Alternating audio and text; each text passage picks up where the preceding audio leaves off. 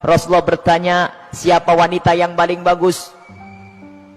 Wanita yang paling bagus. Wanita yang paling bagus tuh kayak apa? Kalau bahasa kita, wanita yang paling cantik tuh kayak gimana sih? Para sahabat Nabi bingung menjawab. Ada yang ngomong mungkin dalam hatinya berkata, mungkin sholatnya ya, mungkin puasanya, mungkin semuanya pakai mungkin.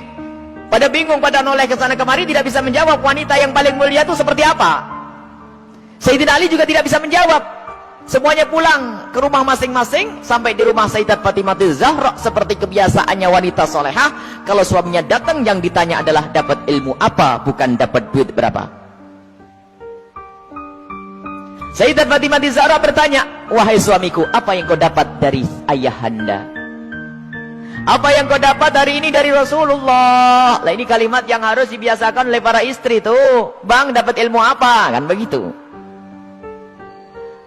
Sayyidina Ali menjawab, kami dapat banyak, cuman kami juga dapat pertanyaan yang kami semua tidak bisa menjawab. Pertanyaan apa? Wanita yang paling mulia itu seperti apa? Wanita yang mulia itu seperti apa? Dijawab oleh Siti Fatimah Zahra, aku yang punya jawabannya. Apa? Dibisikkanlah di telinga Sayyidina Ali. Seketika itu wajah Sayyidina Ali berbinar-binar senang, wajahnya berseri-seri, mata berbinar-binar. Aku menemukan jawaban. Pasti aku nanti bakal dibanggakan oleh Rasulullah karena sudah punya jawaban. Di esok harinya ketemu lagi dengan Rasulullah. Siapa yang sudah punya jawaban? Para sahabat Nabi masih bingung. Tiba-tiba Sayyidina Ali berkata, kami punya jawaban ya Rasulullah. Siapa wanita yang paling bagus? Dijawab, wanita paling bagus adalah yang tidak pernah melihat laki-laki dan tidak pernah dilihat laki-laki. Rasulullah paham siapa yang ngasih tahu. Siapa yang ngasih tahu? Sayyidina Ali malu.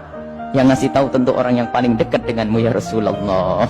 Sayyidat Fatimah Zahra yang membisikkan bahwasanya wanita mulia adalah yang tidak pernah melihat laki-laki dan yang tidak pernah dilihat laki-laki. Maknanya apa? Bukan tidak melihat seperti ini, maknanya apa? Kalau dilihat laki-laki nggak senang. Dan kalau ada laki-laki tidak penasaran, siapa itu? Oh, hidungnya, oh, bukan itu rendah. Dan wanita mulia adalah di saat dilihat laki-laki itu merasa tidak nyaman, bukan malah goyang pinggulnya yang dihentakkannya. Ini wanita-wanita rendah.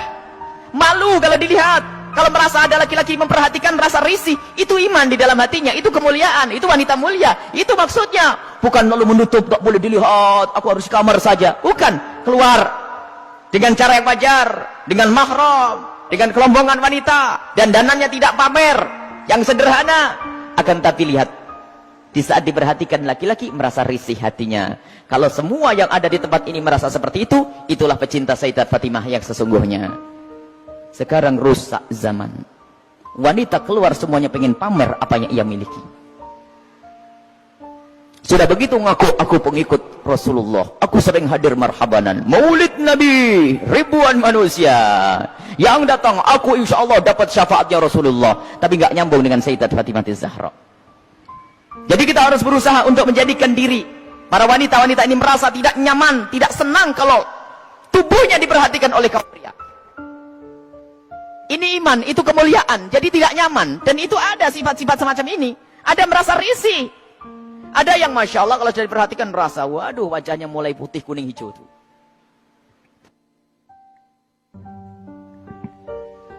Ada kalau sudah diperhatikan laki-laki berubah semuanya. Mulai cara berjalannya, mulai cara ininya Masya Allah. Sampai cara ngomongnya di model-model. Pasti itu wanita yang tidak pernah kenal Sayyidat Fatimah Zahra. Dan ini maksudnya tidak melihat dan tidak dilihat itu adalah menjauhkan hari hatinya, rasa senang pamer dan dananya.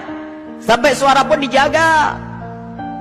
Suara dijaga Sayyidat Fatimah Zahra, suara dijaga dan rasa malunya sangat tinggi Sayyidat Fatimah Zahra. Sangat malu, pemalu beliau itu.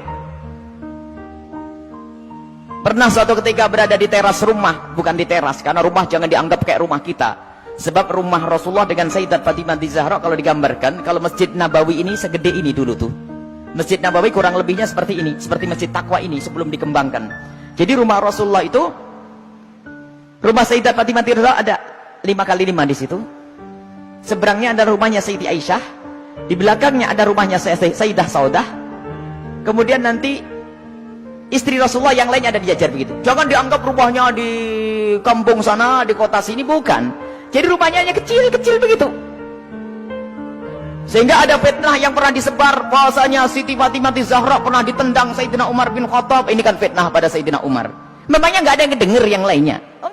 Kecil begini, kalau sampai Siti Fatimah sampai jerit-jerit nangis pasti kedengaran. Ada ya sekelompok orang yang berdusta mengatakan Siti Fatimah Zahra meninggal karena dipukul oleh Sayyidina Umar bin Khattab, perutnya sampai keluar. Ini lucu cerita ini. Dipikir rumahnya itu di kampung sana ya, kampung sini, bukan. Itu loh rumah Siti Fatimah. Kalau ada di sekitar masjid ini, mepet. 5 kali 5, 4 kali 3, rumahnya itu rumah dipikir rumah kayak apa begitu, bukan. Jadi rumah Rasulullah dan semua keluarganya itu kalau dikumpulkan hanya 200 meter. Allah. Dan sangat sederhana. Nah itulah, suatu ketika Sayyidat Fatimah Zahra berada di depan kamar, di depan rumah bersama Asma binti Umais. Asma binti Umais itu adalah bekas istrinya Ja'far At-Tayyar. Di saat itu ada jenazah yang lewat. Dan di saat ada jenazah yang lewat, tiba-tiba Siti Fatimah menangis. Dan menangisnya nggak kira-kira. Sampai Asma ketakutan. Kenapa wahai binti Rasulillah, wahai putri Rasulullah, engkau menangis seperti itu? Ada apa? Kenapa engkau menangis? Baru setelah reda bisa menjawab, aku menangis, aku nanti pasti akan mati. Tentu engkau akan mati. Engkau akan mati. Bukan masalah kematian, tetapi aku tidak ingin nanti seperti itu. Kenapa dia? Lihat, semua orang yang meninggal akan diperlakukan seperti itu, dibungkus dengan kain kafan, lalu diangkat di kepalanya manusia, lekuk-lekuk tubuhnya terlihat. Alangkah malunya aku nanti jika aku mati, lalu diangkat di atas kepala manusia, lalu lekuk-lekuk tubuhku terlihat. Oh, mikir lekuk tubuhnya. Subhanallah. Setelah mati itu yang digambarkan, bukan waktu hidup. Ini ngaku pecinta Fatimah Zahra, ngaku pecinta Sayyidat Fatimah Zahra, tidak pernah merasa risih lekuk tubuhnya dilihat orang. Jadi Siti Fatimah Zahra itu merasa malu kalau nanti dilihat setelah meninggal. Lalu Asma bercerita, wahai Fatimah, waktu aku di Habasyah, aku melihat ada orang itu, kalau ada orang meninggal, itu dibuatkan satu kotak. Kemudian mayat dimasukkan ke dalam kotak, kemudian ditutup pelepah korma, sehingga tidak kelihatan itu. Kalau bahasa kita keranda. Mendengar jawaban seperti itu, Sayyidat Fatimah Zahra sangat senang dan menyambut dengan kegembiraan Asma. Aku berwasiat, kalau aku mati nanti, tolong dibuatkan aku seperti itu. Dan akhirnya setelah Sayyidat Fatimah Zahra meninggal, Asma sendiri yang membuat untuk Sayyidat Fatimah Zahra. Dan inilah di dalam sejarah disebutkan bahwa pertama kali orang pakai keranda di dalam Islam adalah Sayyidat Fatimah Zahra. Bukan masalah pertamanya, tapi kita harus tahu maksudnya apa. Ini loh yang penting. Maksudnya adalah menjaga kehormatan. Padahal juga nggak apa-apa orang mati, kelihat auratnya pun tidak dosa.